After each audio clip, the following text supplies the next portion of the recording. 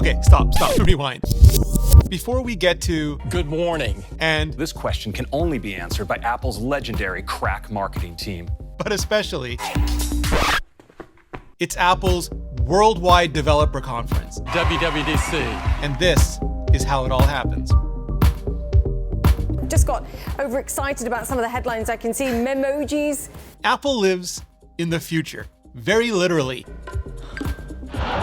While we're getting iOS 16, they're finalizing the list of features for iOS 17. I just finished a meeting with the team. And what they'll need to support further out in iOS 18. It's a side effect of Apple being such an integrated company, which means not only do they have to shoot an arrow at a moving target, they have to shoot multiple arrows that all have to hit each other in a way that all of them end up smashing into that moving target.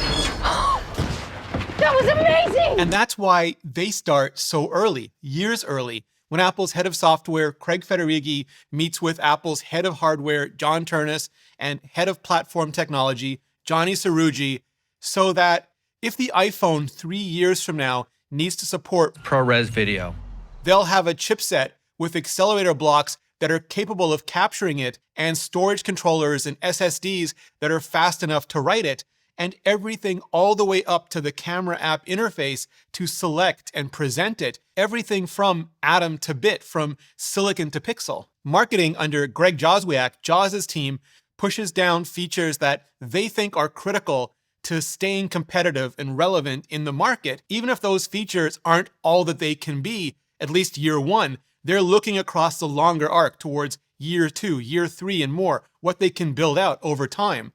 But individual contributors can also push dream features and passion projects as well, which is where some of the absolute coolest ones end up coming from. You can now build apps for iPhone and iPad on iPad. And all of that, everything, goes into the pile. So just as the current version of iOS or macOS or that year's software goes live, they start sifting down to what they can reasonably, or more likely, audaciously hope to ship the next year. For developer betas today and public beta next month. And then it becomes 9 or so months of living on internal, purple restored, basically red hot alpha builds until dub, when they move on to the red hot beta seeds, which hopefully cool down at least a little bit before release. And not everything makes it. Sometimes things don't make it. Sometimes features are quietly pushed out to the next version or very publicly delayed until winter or even spring updates. And hardware is more malleable. we're introducing the iPhone 3G. And the iPhone 3GS. iPhone 4. From 2008 to 2010, Apple used the dub keynote to announce new versions of the iPhone. Stop me if you've already seen this. More recently, Apple's used dub to sneak preview developer hardware. Can't innovate anymore, my ass. The new iMac Pro. And it's incredible! How much are the wheels going to cost? How many do you want?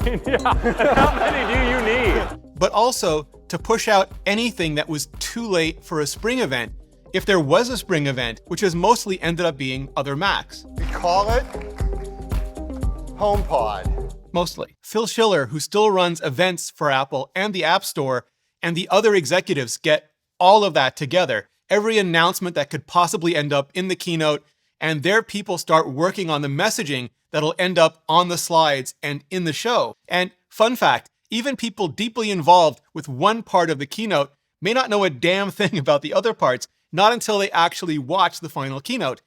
I still don't know which it is. Could be either. Which is great for secrecy, if not always for launch feature interoperability. And then it's just a process of whittling it all down and down and down to fit into their around 2-hour time slot. You know, now we're like, get moving, get moving, get moving.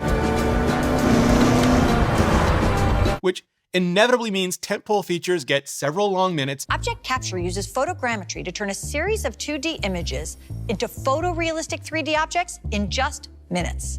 And others fight for even a single slide, or a line, or spot on a slide, which can still mean the world to the team that worked on it, the developers who need it, and some of us who've been waiting a real long time for it and end up depending on it. We're also bringing picture-in-picture to iPhone. At the same time, a host of other groups at Apple are just scrambling to make sure everything is ready come event time, and that includes the event team, which in the before times had to secure and set up the venue, handle logistics for everyone at Apple, everyone attending, and every session, amenity, presentation, live stream, badge, registration, street sign, beverage, boxed lunch, jacket, and pin at the whole entire place. One may look at, but not touch, the main.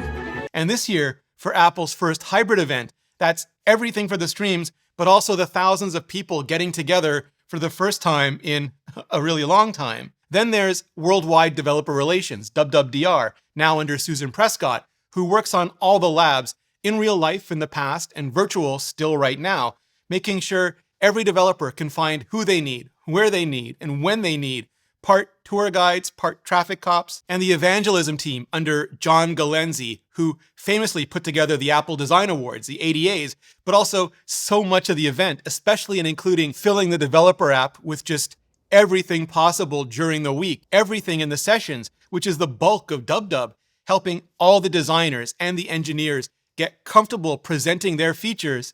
Pretty cool stuff, eh? Then there's public relations, PR, who has to work with marketing and all the key product people to not only figure out the messaging, but to handle all the media that they'll be coordinating for the event, basically a media event on top of the developer event, endless briefings with marketing and hands-on and interviews and demos afterwards. And while we haven't seen them for a couple of years, because the 2020s have been the worst couple of years this century, when WWDC was live and when it will be again, Apple Retail is always there, staffing the whole entire event, including getting everyone into the event. All of that. So when Tim comes out and says, Good morning and welcome to WWDC. Or when Craig goes full-on dad mode. No. Every feature, every slide, every video, every product, every session, every lab, every detail, from the universe denting to the barely quantum realmed readable, is just ready to go with them. I think we've nailed it. For all of us to be watching and covering as always, but this year you can find out exactly how I'll be covering it, because I've taken everything I've learned from the Apple Beat for the last decade and a half and running this channel and put all of it all together in a brand new Nebula class. I'm going over how I create my rapid turnaround reviews for when embargoes are super tight, how I get the most out of what limited prep time I have, how I manage the production when there is no time, and all my best tips for editing on the absolute tightest of deadlines imaginable.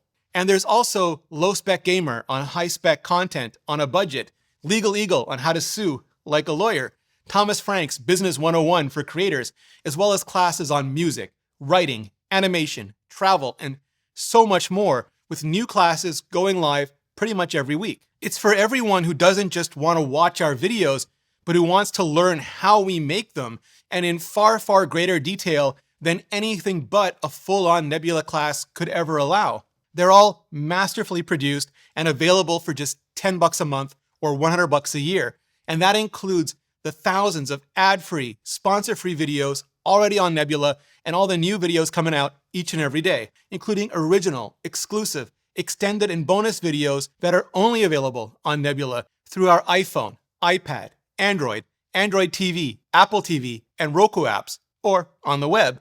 And for the thousands of you who've already signed up for Nebula, including through CuriosityStream, it's just $5 a month or $50 a year to upgrade for classes. Just hit the button on the screen or the link in the description to sign up and start watching my class.